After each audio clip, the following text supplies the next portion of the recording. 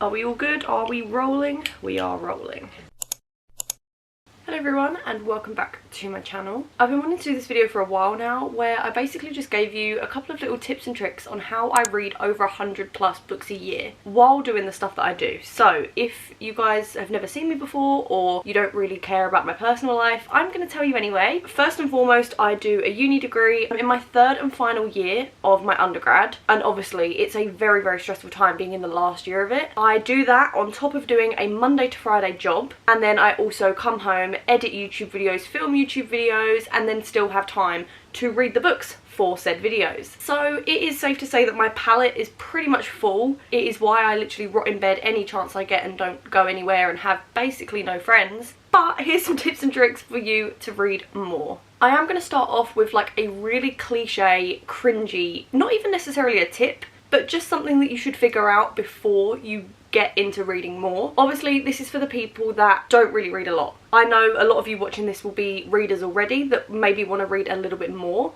but this is for the people that haven't really picked up a book in a while, and it's establish why you want to start reading. What is it about reading that makes you want to do it? Is it because you want to look cool? Because reading's cool now, guys. I didn't know. Is it because you want to look smart? Is it because you actually want to enjoy a story? Is it because you liked reading when you were younger and just haven't had the time? What is the reason that you want to get into reading? Because I feel like the moment that you establish why you like reading, why you'd want to like reading, why you want to start making that part of your daily routine, it will make it more motivating to get into it. I know I have seen some people in the past that have tried reading just because they were like, yeah, I want to be that little like Wattpad girly that wants to read, and then after like a week they drop it because they're like, this is not for me, which is fine. Reading is not going to be for everyone, but make sure that you're reading for the right reasons. So now I'm going to get on to my actual tips, and I feel like the first thing is, obviously I said before about the people that enjoyed reading as a child and they want to get back into it as an adult.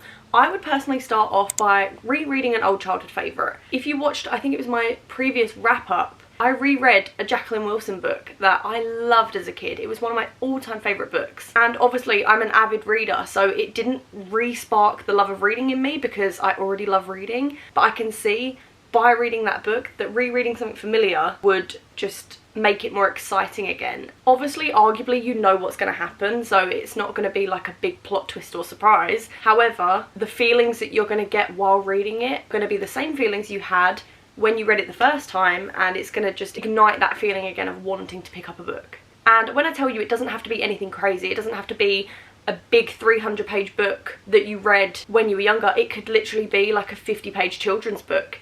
Anything counts. Now this next tip is probably a little bit controversial, I want to say, because for the most part people say don't do it, and that is force yourself to read. Now bear with me, I'm not saying that you have to force yourself, sit in a room, no electricity, like the 1800s, and just sit and stare at a page. That is not what I'm saying. However, having the discipline to not pick up your phone and to pick up a book instead, you have to be so strong for, because picking up your phone and scrolling is so easy nowadays. But even if you force yourself to read, you know, a little bit a night, a chapter a night, it will help you get into that story. And personally, I'm going to speak from personal experience right now. If I read a chapter a night, which is amazing for some people, but for me personally, I won't get into the story and I won't enjoy the book. I will view reading as a chore. There was definitely times when, I know I talk about it all the time, so I'm sorry, but when I started my recent job where I wasn't reading as much because I just came home and I was really, really tired. I had uni work to do, I had videos to edit, so I was literally reading like 10 pages a night, 20 pages a night, which for some people, again,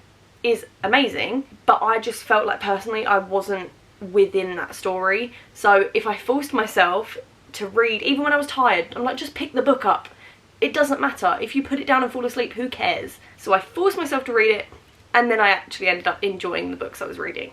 And yes, I understand that it does sound very counterproductive. It sounds like you shouldn't be forcing yourself to read. But as I said before, it's not locking yourself in a dark room. It's literally having the discipline to just not scroll and just read for a little bit and read further. If you've set yourself a little goal of 20 pages a day, read 30 if you're up for it. You don't have to stop at that very point. Which then does go on to my next point of set realistic goals. Obviously I did touch on it previously in the last point. If you want to read 10 pages a day and that's a lot for you, that's amazing. If you want to read 50 pages a day, that's amazing. Whatever works for you, but make sure it's realistic, because I feel like I'm one of them people that does very, very well by ticking things off. I did an essay last week for uni and it was 3,000 words, for example. I would write down on my notes app 100, 200, 300, 400, 500, all the way up to 3,000, and I would tick off every time I reached the word count for that. Not because I was necessarily struggling in a way, but it just felt nice to have it ticked off and know that I'd achieved something. And I said it in those 100 increments because, to be honest, 100 words isn't actually a lot. And I'm saying that as a student here, guys. I feel like in the end, looking back, 100 words is not a lot. So when you apply that to reading, you could say, I want to read 10 pages every night before I go to bed to get into reading. Or if you're an established reader already and you're in a bit of a reading slump, you can also take these tips as well. Just read 10 pages. It doesn't matter of what book. You could read a different book a night, just 10 pages of them until you find something that you really like and that you want to stick with. Which then goes on to my next point of tracking your reading. Obviously, I mentioned before, having those little increments and ticking stuff off really does work best for me. But I just want to say there's so many apps out there. There's Goodreads, there's Storygraph, there's another one called like Bookonomy or something, where you can fully track your reading. Some of them give you pie charts. Some of them give you a calendar view of all the books you've read in a month. Some of them you can rate books and review books. And I think having it all in one place really does show you exactly what you've accomplished and can essentially motivate you more to read because you know exactly what you've done in that moment. On Goodreads, you set a yearly goal, and I think last year my goal was 65. I ended up reading over 100, and it will also tell you if you're on track, if you're behind schedule. And I know the behind schedule thing can be a little bit daunting, but that is what gives you the motivation to read a little bit more and get them books done. Another thing is, don't force yourself to finish every single book you start. If you start a book, it is perfectly fine, even if you get 200 pages in. If you decide you don't like it, you can put it down. There's no reason for you to sit and read a book if you don't enjoy it. And that is coming from the person who just said to force yourself to read, but I mean it in a different context. If you want to read and you have the motivation to read, but you're just not enjoying the book you're reading, you can put it down. I very much believe in wrong book, wrong time. Hang on, right book, wrong time. Because if you read it next week, you might enjoy it. If you read it this week, you wouldn't.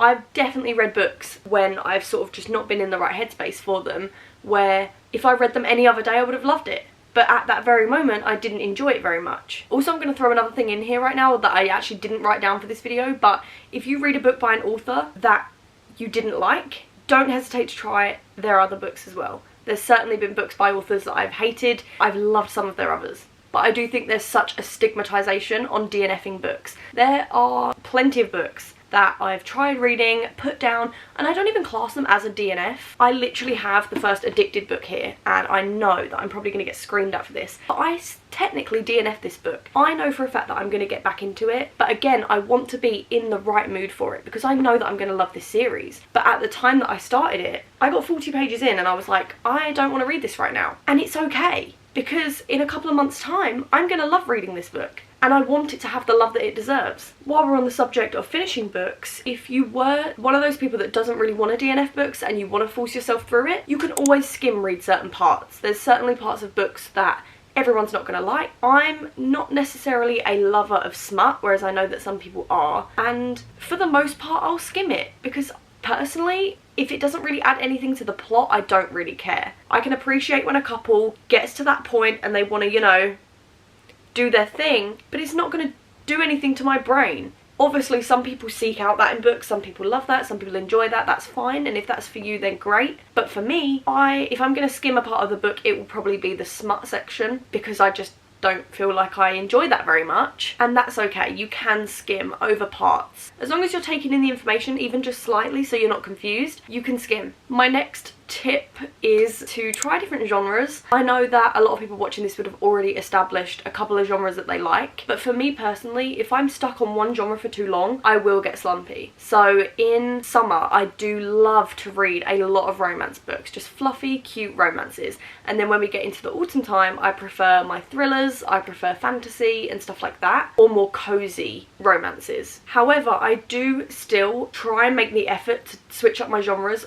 in summer, in different seasons and whatever. For example, when I went on holiday to Morocco last year, I did a what I read on holiday vlog, and in that I read a couple of romances, but I also made sure to read a thriller as well. Not because I was going to force myself to read a thriller. If I wasn't in the mood for it, I wouldn't read it. But I feel like it sparks that new thing in you to want to read more, if that makes sense. Because it's a whole new different thing to focus on, and it's a whole different vibe. And then you can go back to your genre that you like, that you're most familiar with, for example, romance books. Because I feel like a lot of the same genre can be the same. For example, if you read 300-400-page fluffy romances in a row, there's certainly going to be things that are the same in them, 100%. So then if you read a thriller after that, the next time you read a romance book, it's going to be like reading a whole new book again, which it is.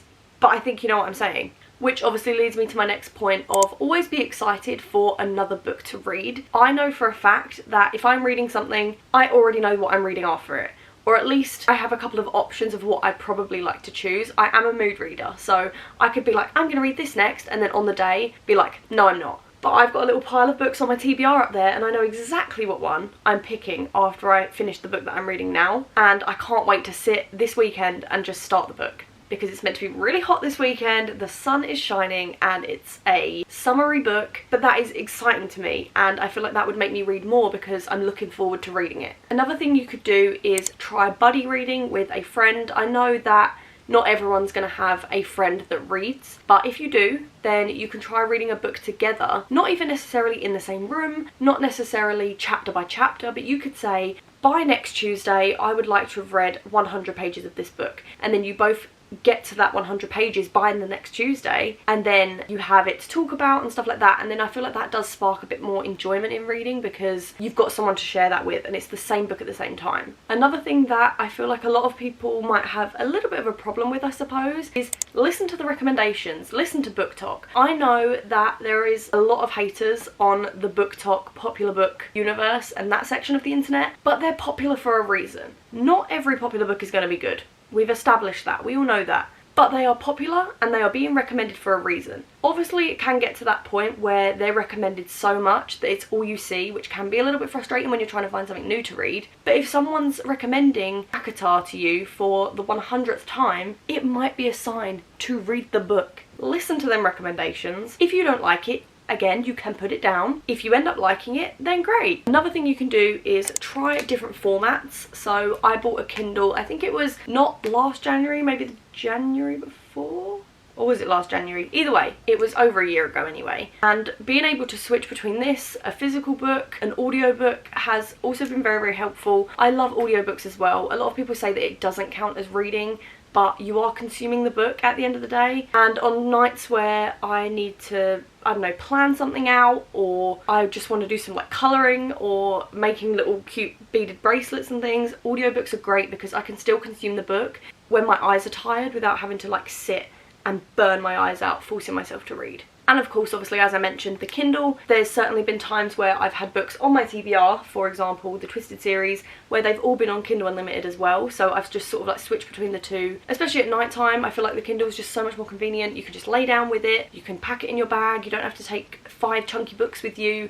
I would definitely recommend investing in a Kindle. I have made a Kindle video about my Kindle, but that was sort of like when I first got it. I think I was like half a year into having it, so I didn't really know too much about it. So if you do want another video about my Kindle, the pros and cons, the recommendations, things that you can do with it, I will definitely do a part 2 to that. I just wanted to get a little bit further into having it first, so let me know. And obviously, last but not least, I do just obviously want to stress that enjoyment in reading is key. If you're not enjoying the books you're going to read, you're not going to want to pick it up, and then you're going to end up reading slower. That being said, it is also not about the numbers. Yes, you can track your reading. Yes, you can use these apps. You can want to read as much as you possibly can. You can try your Kindle. You can read for 15 minutes before you go to bed at night. But essentially, if you're not enjoying it and it's not for you, then what's the point at the end of the day? You have to enjoy something that you're going to put your time in. And of course, as I've said before, people do get in reading slumps. You're not going to love reading every single day. You're not going to love every single book you read. And the more you make it about these numbers, the more pressure it's going to be. So as long as you're still enjoying yourself, then try and read more, that's fine.